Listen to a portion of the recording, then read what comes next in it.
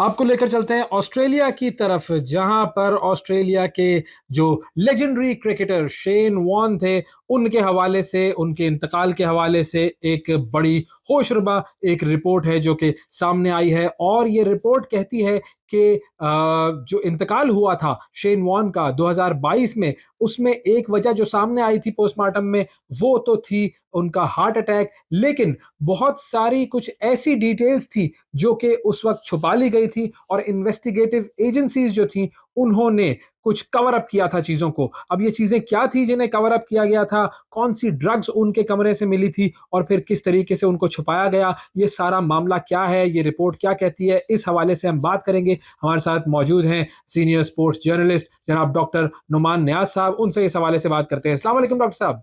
वालेकुम सलाम Awais, how are you?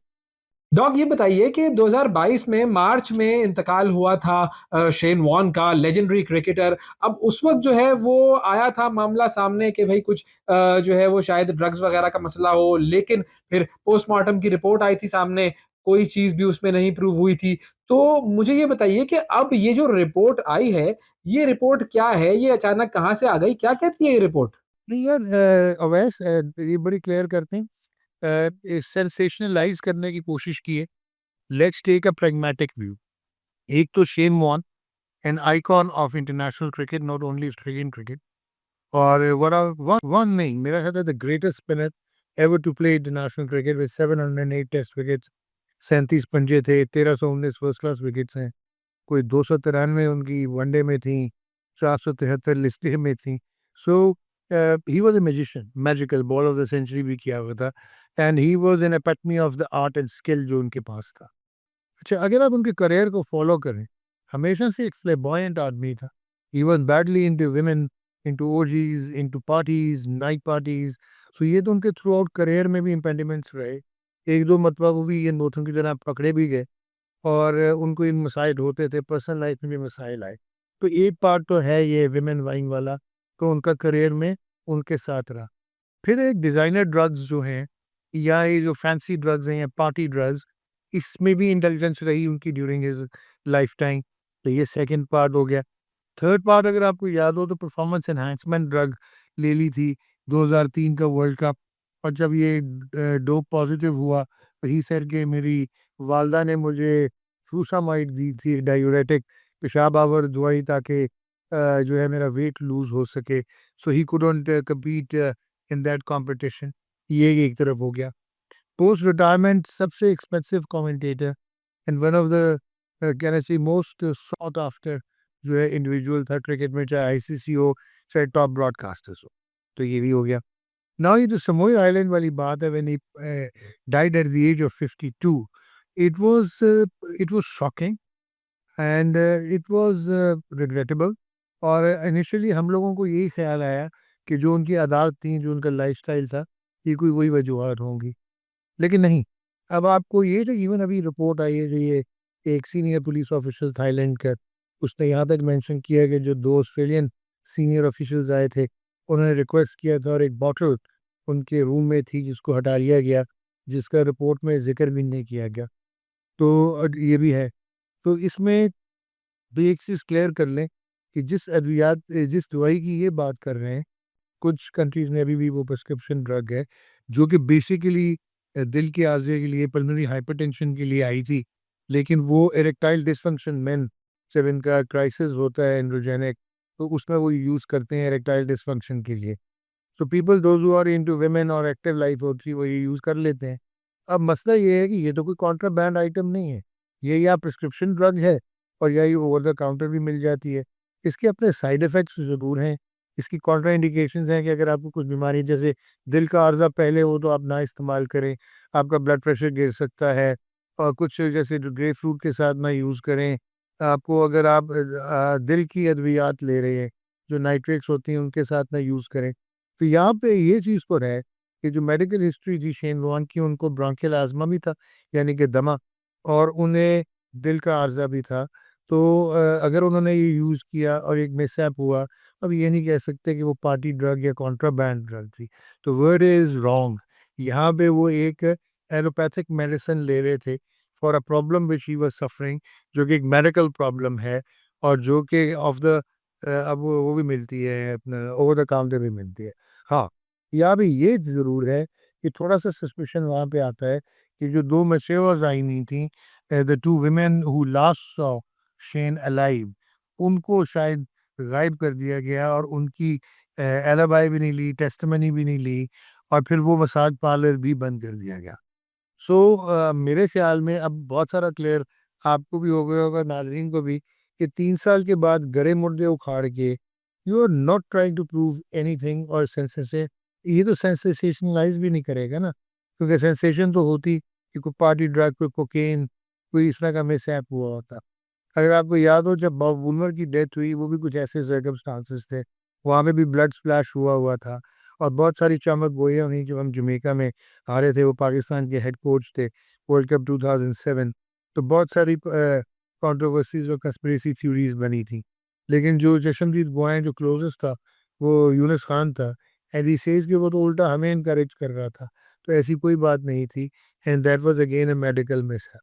So I hope I made my self very clear Owais. तो dog, ये जो इस रिपोर्ट में ये बात भी बताई गई है कि ये एक खास दवा की बॉटल थी जो कि गायब कर दी गई थी पुलिस अथॉरिटीज की तरफ से थाईलैंड में।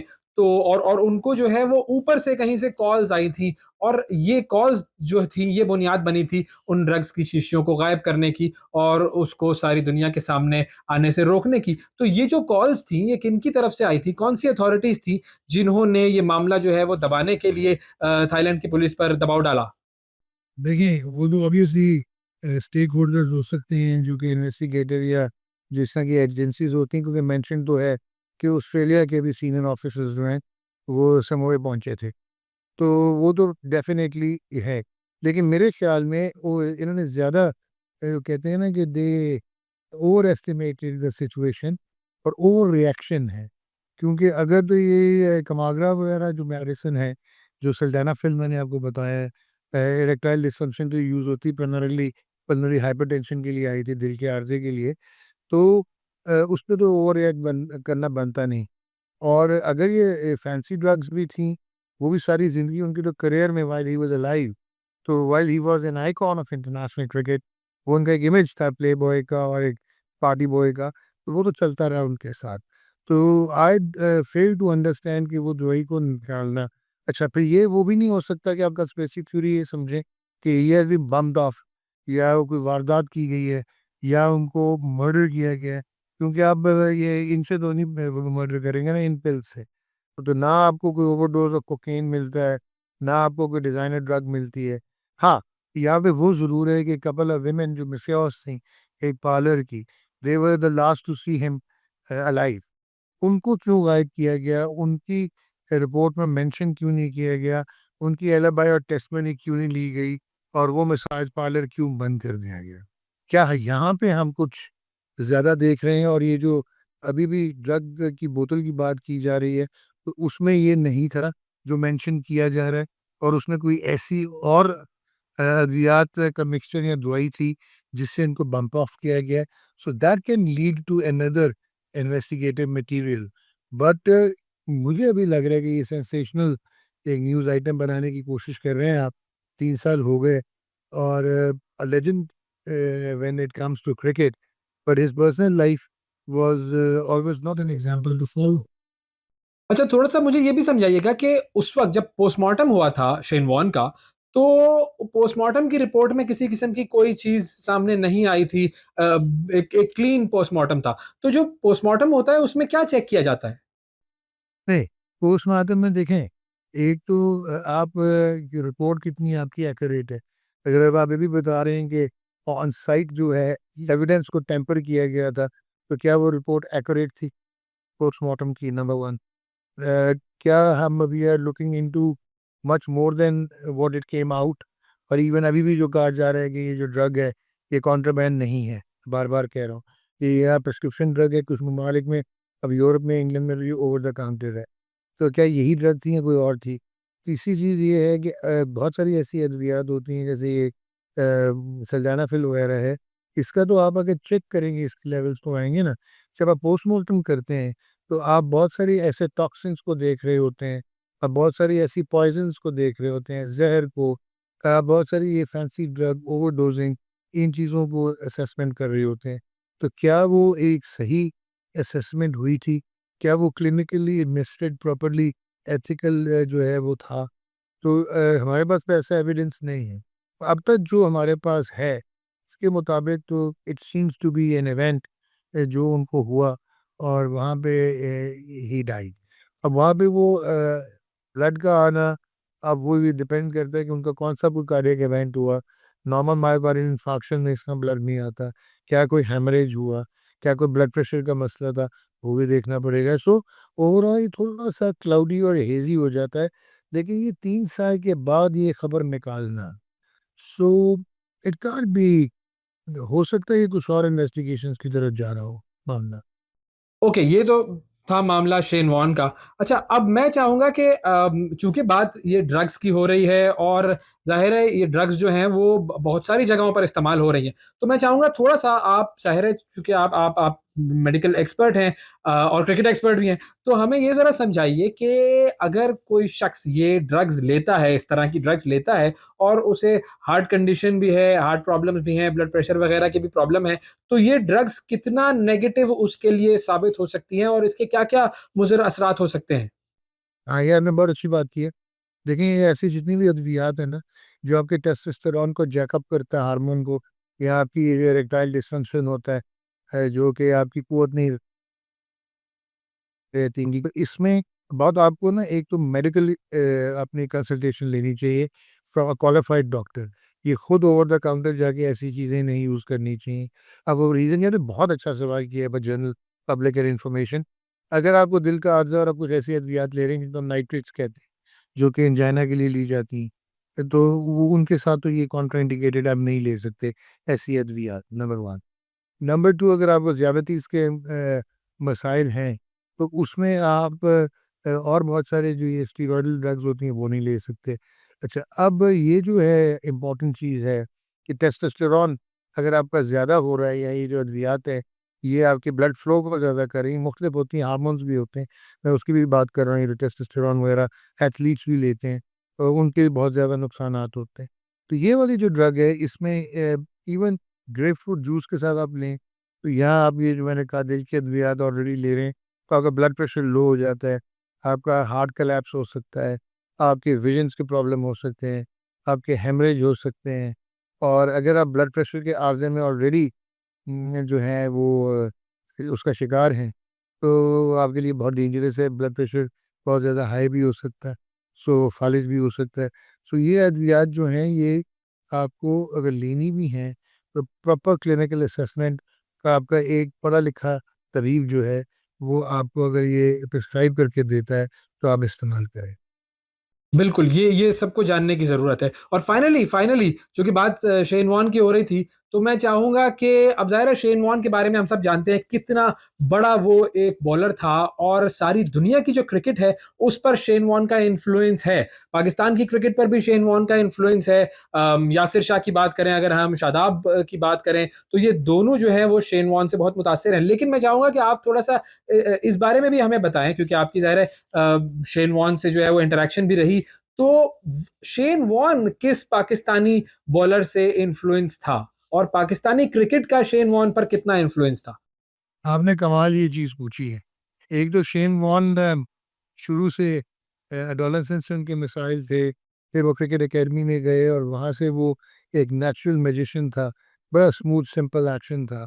लेकिन वो हमारे अल्लाह बख्शे गरी की रहमत करे, वन ऑफ द फाइनेस्ट, जिनको मैं आर्टिसन एट वर्क कहता हूँ, आर्टिस्ट थे वो। शायद शेन वॉर्न उनसे बड़े बॉलर थे, लेकिन जब वो स्किल, फ्लेयर, वर्सटिलिटी और वो टैलेंट पे बात आती थी, तो शायद अब्दुल कादिर से वो बहुत मुतासिर थे। और वो उन्होंने मेंशन भी किया है। एंड यहाँ तक मैं कह सकता हूँ कि मेरे पर्सनल इंटरैक्शंस भी हुए, and he used to mention Abdul, कहते थे कि ही वाज़ मैजिकल, क्योंकि 2 किस्म के बाबूजी जो कादिर भाई थे, उनके 2 किस्म के फ्लिपर्स थे, 2 किस्म की गूगलीज़ थी। और यहाँ पे आपको मैं एक और आपके नाज़रीन के लिए एक्सक्लूसिव चीज़ बताता हूँ कि ये लास्ट खेले एक शारजा कप हुआ था 1993 में। तो ये गए हुए थे on the fag end of his career. तो वहाँ पे Rashid Latif for the first time kept against him. तो राशिद को इन्होंने कहा कि तुम्हें मैं इंडिकेशन देनी है गूगली की या फ्लिपर की, तो राशिद ने कहा कि नहीं कादिर भाई, मैं आपके हाथ से पकड़ूंगा। और बाद में he went to Rashid and said कि यार स्पेक्टेकुलर, तुम्हें मुझे इशारे भी नहीं करने पड़े, and you could pick it up, तो बहुत आगे जाओगे। सो अब्दुल कादिर को फॉलो करते थे और एनवी करते थे Shane Warne, but the greatest spinner of all times. बहुत शुक्रिया अदा करेंगे। डॉक्टर नुमान नियाज़ साहब हमारे साथ मौजूद थे और बात हो रही थी इस ताज़ा रिपोर्ट की जो कि शेन वॉर्न के हवाले से सामने आई।